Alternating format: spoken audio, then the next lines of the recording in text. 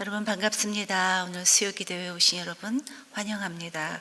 오늘 우리 모두에게 주신 하나님의 말씀은 요한복음 6장 66절부터 71절까지의 말씀입니다. 저와 여러분이 한 절씩 교독하고 마지막 절은 함께 합독하도록 하겠습니다.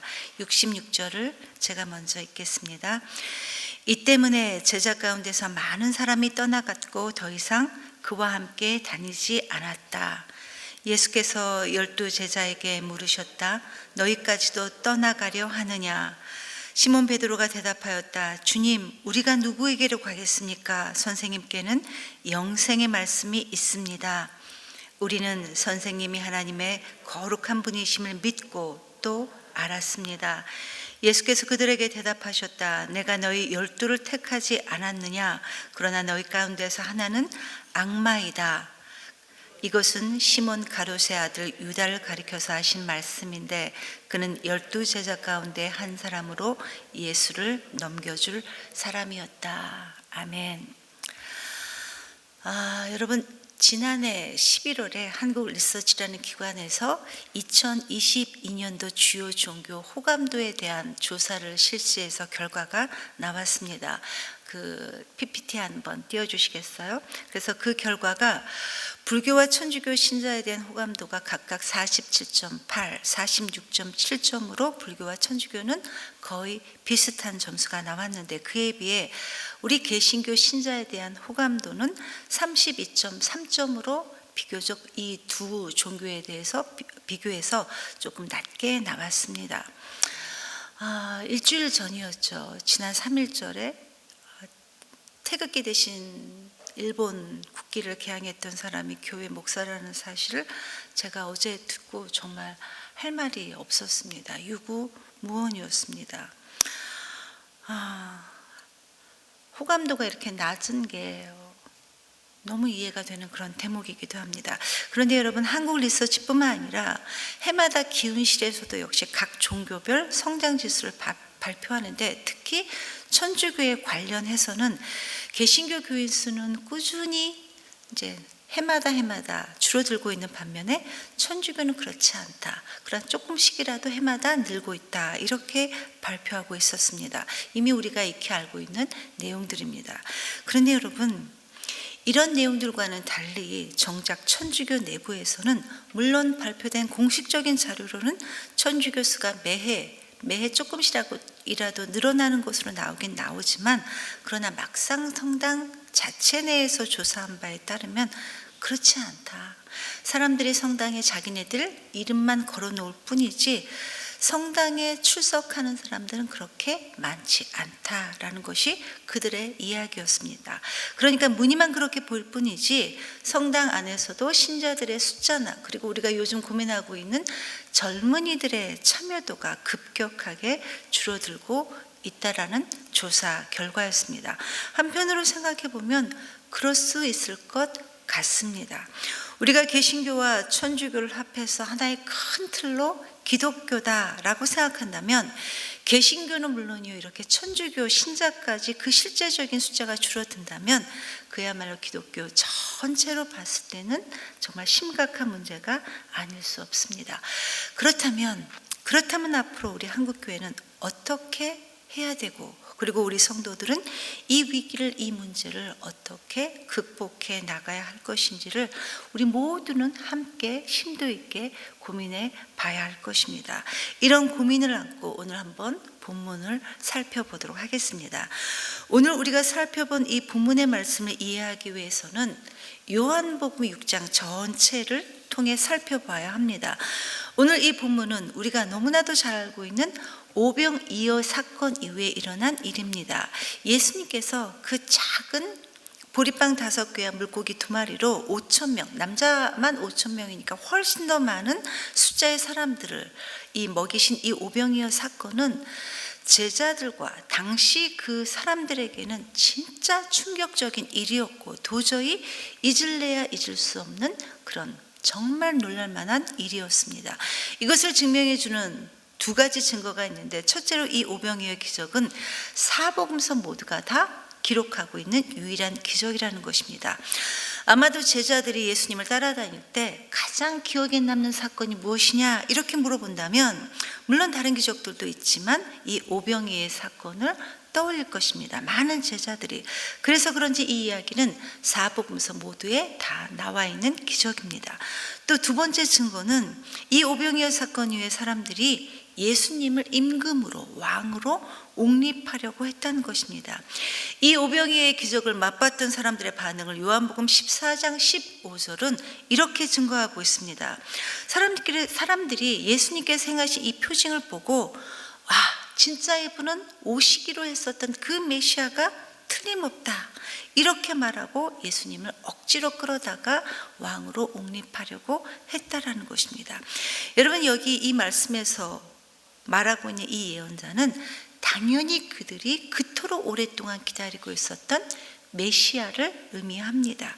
당시 로마의 압제를 받고 있었던 이 이스라엘 백성들은 꿈에도 오매불망 자기네들 구원해 줄 이 메시아를 기다리고 있었습니다.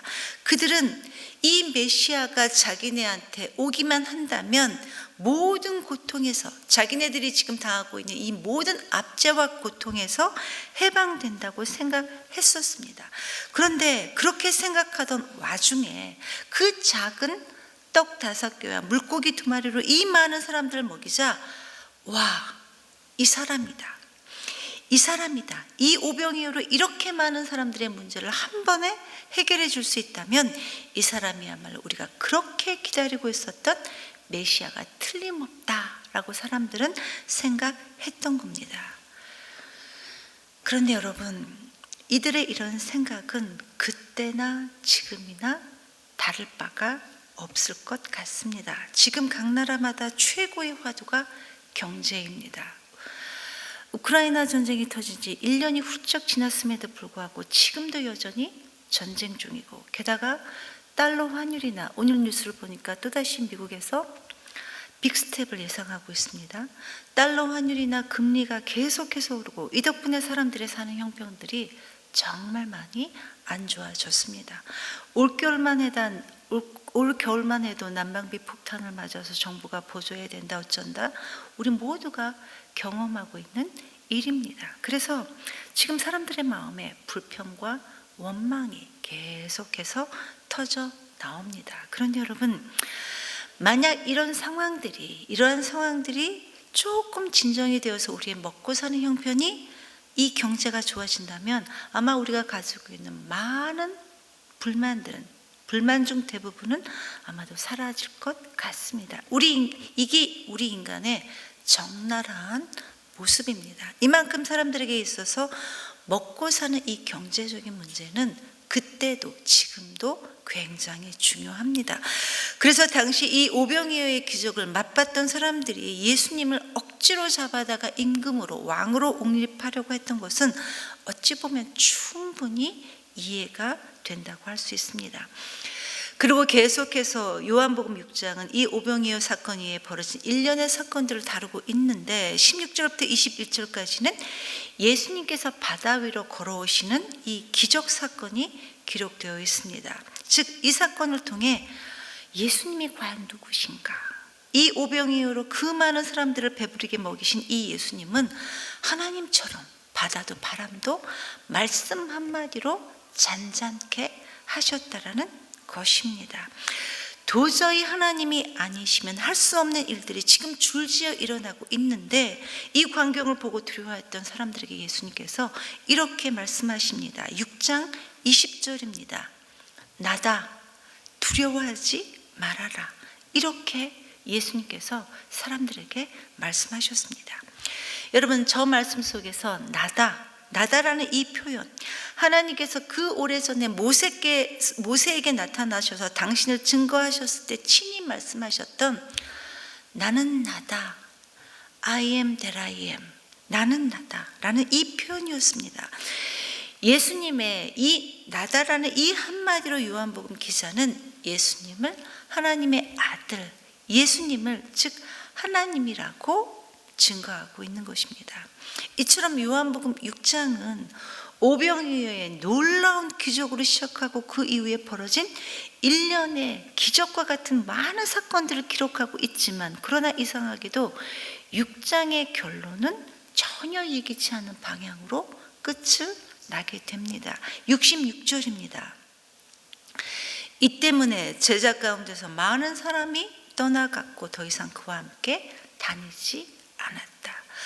분명 사람들에게 일어났던 이 상황들은 사람들이 예수님을 환호할 수밖에 없었고 예수님께로 몰릴 수밖에 없는 그런 기사와 이적으로 많은 표징들로 시작하고 계속되고 있었는데, 그 끝은 이상하게도 소수의 제자 몇 사람만 남고 다 예수님을 떠나가 버렸다. 이렇게 이 6장은 끝을 맺고 있다라는 것입니다. 마지막이 실패라는 거예요. 처음에는 이적과 기사 때문에 예수님에 대한 환호와 열광들이 사람들 가운데 있었지만, 그러나 나중에 예수님께서 이 사람들에게 환호하고 있었던, 흥분하고 있었던 이 사람들에게 기독교의 핵심 진리를 말하니까 예수님 곁을 다 떠나버리고 말았다라는 것입니다. 처음에 왜 사람들이 예수님께 몰려들었습니까? 6장 2절을 보니까 사람들이 예수님께 몰려들었던 이유에 대해 말하기를, 예수님께서 각종 질병을 고치시고 각종 기적을 일으키니까 사람들이 예수님께 구름대처럼 몰려들었다. 이렇게 말하고 있습니다. 그런데 여러분, 이러한 현상들은 지금도 아마 똑같이 벌어질 것입니다. 아마 지금도 어떤 목사님이 하나님의 말씀을 전하는 것보다 눈에 보이는 어떤 신유 집회나 아니면 사람들을 자극할 만한 이런 집회를 열면 지금도 많은 사람들이 모여들 것입니다. 왜 그렇습니까? 당연히 호기심입니다. 똑같이 그때에도 예수님께서 어떻게 병을 고치지? 라는 이 호기심으로 사람들이 예수님을 환호하고 예수님께 몰려들었던 겁니다. 그리고 사람들이 예수님께 몰렸던 또 다른 이유가 있었는데 6장 26절은 또 이렇게 증거합니다. 내가 진정으로 너에게 말한다. 너희가 나를 찾는 것은 표징을 보았기 때문이 아니라 빵을 먹고 배불렀기 때문이다 라는 것입니다. 물론 너희가 봤던 표징도 그 표징이었지만 그것보다 훨씬 더 중요한 이유는 너희의 배가 불렀기 때문에, 즉 너희들이 간절히 바랐던 그 문제가 해결되었기 때문에 예수님께로 몰려들었고 환호했고, 그리고 계속해서 그 빵을 먹기 위해, 그 문제를 해결받기 위해 환호하며 예수님께 몰려들었다라는 이야기입니다. 그런데 이렇게 환호하고 있는 이들에게 예수님께서 갑자기 찬물을 끼얹으십니다. 진리의 말씀을 선포하십니다. 27절입니다. 우리 다 같이 한번 읽어보도록 하겠습니다. 너희는 썩어 없어질 양식을 얻으려고 일하지 말고 일하여라. 이 양식은 인자가 너희에게 줄 것이다. 아버지 하나님께서 인자를 인정하셨기 때문이다. 즉 너희는 이제부터 단순히 먹을 양식을 위해 일하지 말고, 즉 먹으면 또다시 배고파질 그런 양식을 위해 일하지 말고 하나님의 일을 해라. 이렇게 어려운 말씀을 하셨습니다. 그런데 이 예수님의 말씀을 이해할 수 없었던 사람들이 예수님께 묻습니다. 그러면 도대체 우리가 어떻게 해야, 무엇을 해야 하나님의 일을 하는 것입니까? 라고 예수님께 묻습니다. 그러자 예수님께서 29절에 대답하십니다. 하나님께서 보내신 일을 믿는 것이 곧 하나님의 일이다. 전혀 예상하지도 못했던 뜻밖의 대답을 그들이 듣게 됩니다. 사람들이 생각하기에는 뭔가 너희가 이렇게 해야 하는 것이 하나님의 일이다.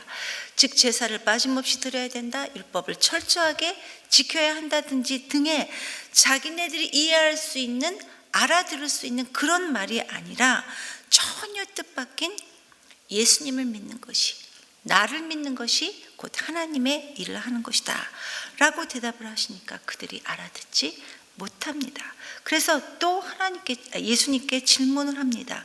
30절 31절의 내용입니다. 우리에게 무슨 표징을 행하셔서 우리로 하여금 보고 당신을 믿게 하시겠습니까? 도대체 당신이 하시는 일이 무엇입니까? 그는 하늘에서 빵을 내려 그들에게 먹게 하셨다라는 성경 말씀대로 우리 조상들은 광야에서 만나를 먹었습니다.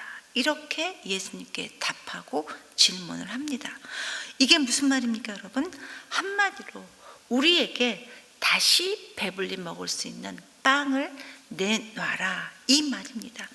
그 옛날 모세를 통해 광야에서 40년 동안 우리 조상이 매일매일 만나를 먹었던 것처럼 예수님 당신도 우리의 문제를 해결해 주면, 우리에게 매일매일의 빵을 해결해 주면, 그렇게 해주면 우리가 당신을 믿겠습니다 라는 이야기입니다. 이런 그들에게 예수님은 정말 결정적인 말씀을 던지십니다. 35절입니다. 우리 다 같이 한번 읽어보도록 하겠습니다. 내가 생명의 빵이다. 내게로 오는 사람은 않을 것이요 나를 믿는 사람은 다시는 목마르지 않을 것이다. 충격적인 말씀이었습니다. 그들이 듣기에는. 아니, 좀 기적을 일으키셔서 많은 사람들을 환호하게, 열광하게 만들기는 했지만 아무리 그래도 그렇지 어떻게 당신이 하늘에서 내려온 생명이냐라는 이야기입니다.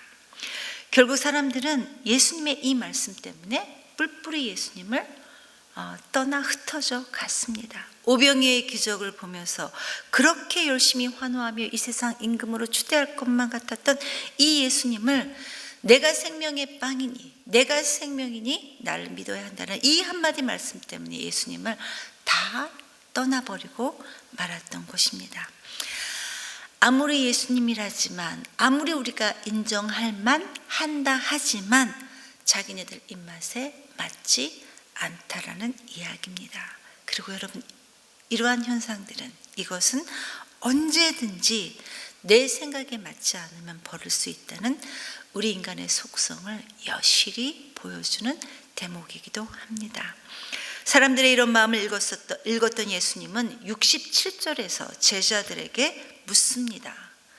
너희도 떠나가려 하느냐? 이때 시몬 베드로가 대답합니다. 여러분, 이 시몬 베드로의 이 고백은 마태복음에 나오는 이 베드로의 고백과 함께 가장 위대한 고백으로 전해지는 고백인데 저와 여러분의 평생의 고백이 되어지기를 기도합니다. 68절 69절 말씀을 다 같이 한 목소리로 한번 읽어보도록 하겠습니다. 시몬 베드로가 대답하였다. 주님, 우리가 누구에게로 가겠습니까? 선생님께는 영생의 말씀이 있습니다. 우리는 선생님이 하나님의 거룩한 분이심을 믿고 또 알았습니다. 여러분, 지금 베드로는 두 가지의 고백을 지금 예수님께 드리고 있습니다.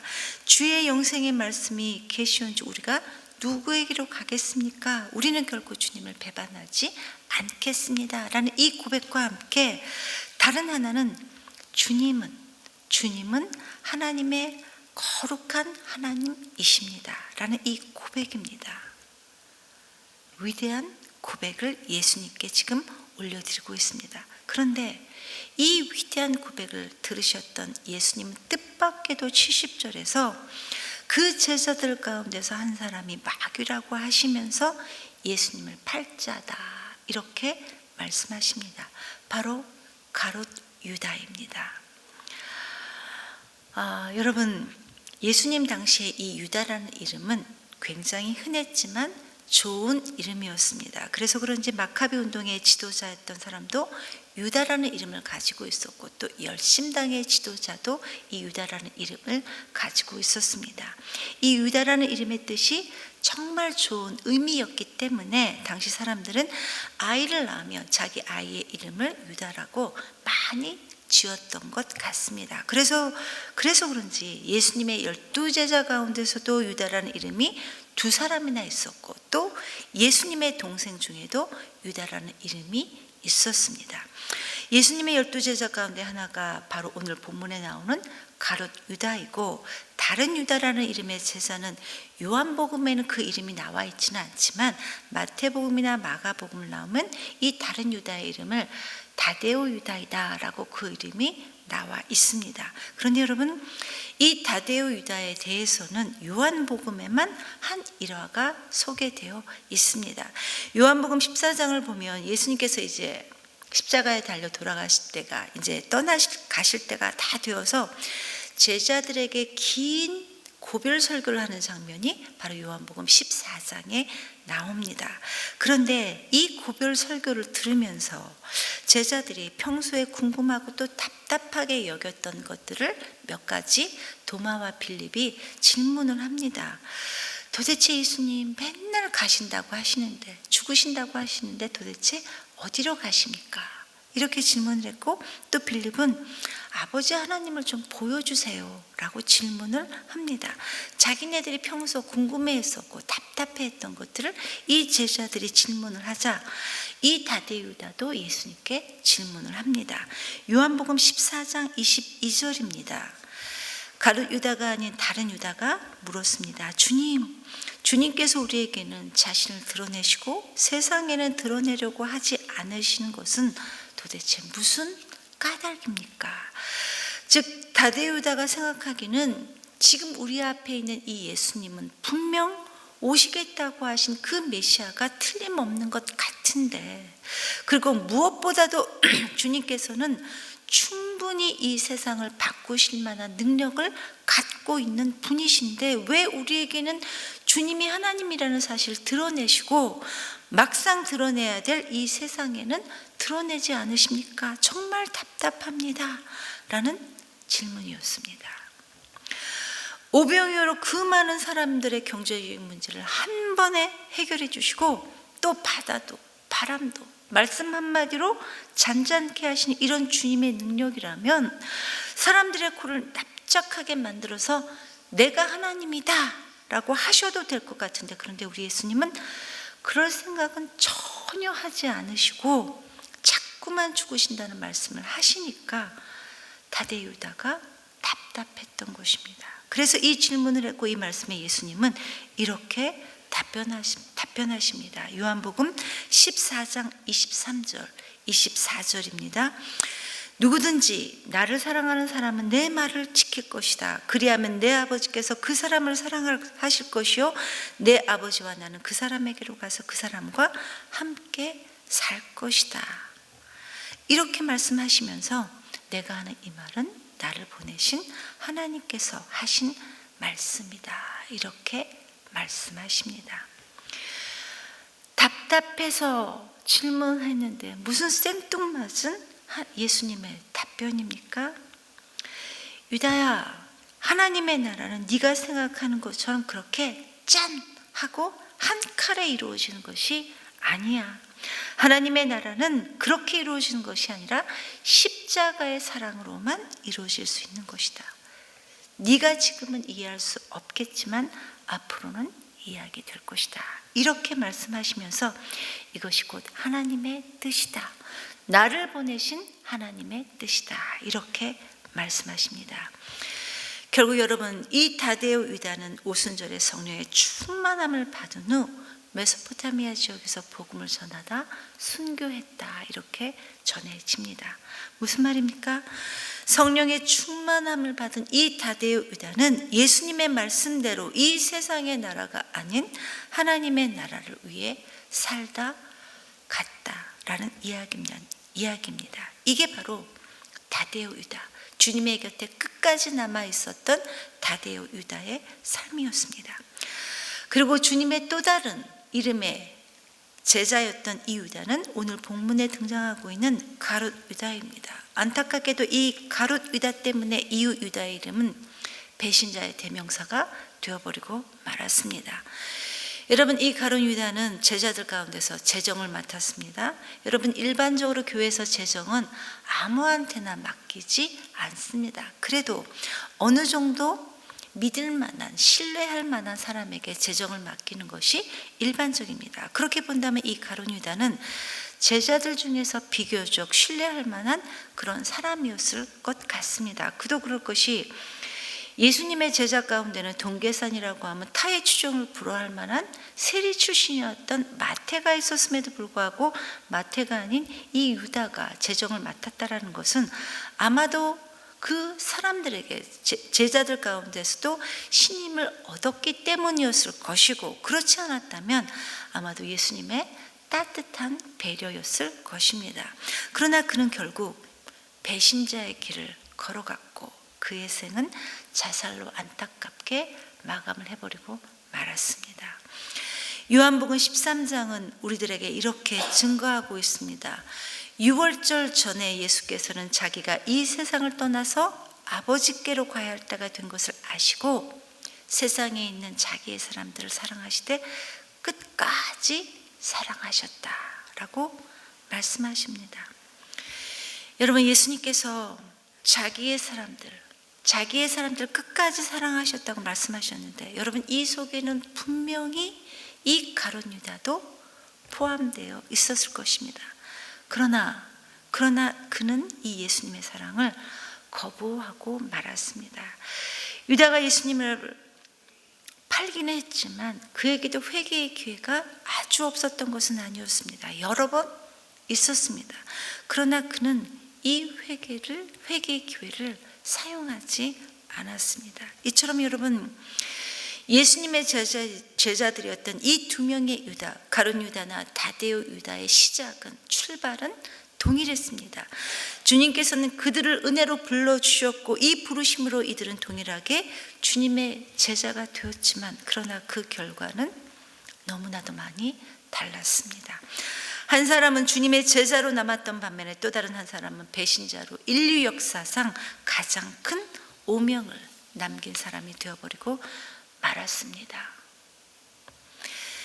여러분, 아직도 우리 이 교회 안에는 자신의 문제 해결만을 위해서 예수님을 찾는 사람들이 참 많이 있는 것 같습니다. 단지 그 옛날만의 문제가 아니라는 이야기입니다. 그 옛날 많은 사람들이 오병이의 표적을 바라고 예수님을 따랐던 것처럼 지금도 여전히 교회에 나와 예수님을 믿는 목적이 오직 자기 집, 우리 아이들, 자기 만족을 위함인 경우가 참 많이 있는 것 같습니다. 그런데 이것보다도 훨씬 더 심각한 문제는 뭐냐면, 자신의 신앙이 그렇다라는 사실조차도 인지하지 못하는 경우가 얼마나 많이 있는지 모른다라는 이야기입니다. 저와 여러분은 그렇지 않기를 정말 겸손한 마음으로 기도합니다. 오래전에 다른 교회 다니셨던 어느 중직자신 분이 권사님이셨는데, 자녀가 원하는 대학에 되지 않자 너무 힘들어하면서 내가 정말 신앙생활을 열심히 했는데, 기도도 열심히 하고 하나님께 열심히 헌신도 많이 했는데 왜 하나님께서 우리 아이를 붙여주지 않으셨냐는 이야기였습니다. 여러분, 그분은 신앙생활도 오래 하셨고 교회 중직자셨습니다. 제가 실제로 들은 이야기였습니다. 그분 말씀을 들으면서 참 많이 놀랐습니다. 진짜 사람들이 이렇게 생각을 하는구나. 이게 우리의 현 주소구나. 여러분, 왜 우리가 이렇게까지 되었습니까? 아마 우리도 똑같이 생명의 떡이 아닌, 생명의 빵이 아닌 우리를 만족시켜주고 우리를 배불러주는 이 빵만을 우리가 쫓아다녔기 때문일 것입니다. 오늘 말씀인 66절, 67절에 보면 그때부터 많은 사람들이 예수님을 떠나가기 시작했고, 예수님께서 12제자에게, 그 제자들에게 너희도 가려느냐 이렇게 질문을 하셨습니다. 성도 여러분, 하나님은 오늘 이 본문의 말씀을 통해 당시 그 12제자들에게 하셨던 이 질문을 지금 우리에게도 똑같이 물어보시고 있습니다. 너희도 가려느냐? 여러분, 우리의 대답은 어떻습니까? 그리고 지금 우리는 주님과 함께 하고 있는 제자입니까? 아니면 정작 떠나 있으면서도 그렇지 않다고 착각하고 있는 사람들입니까? 솔직히 여러분, 우리는 예수님께서 우리 인생의 주인이요 구세주 되심에 의심을 하지 않는 사람들입니다. 잘 믿고 있습니다.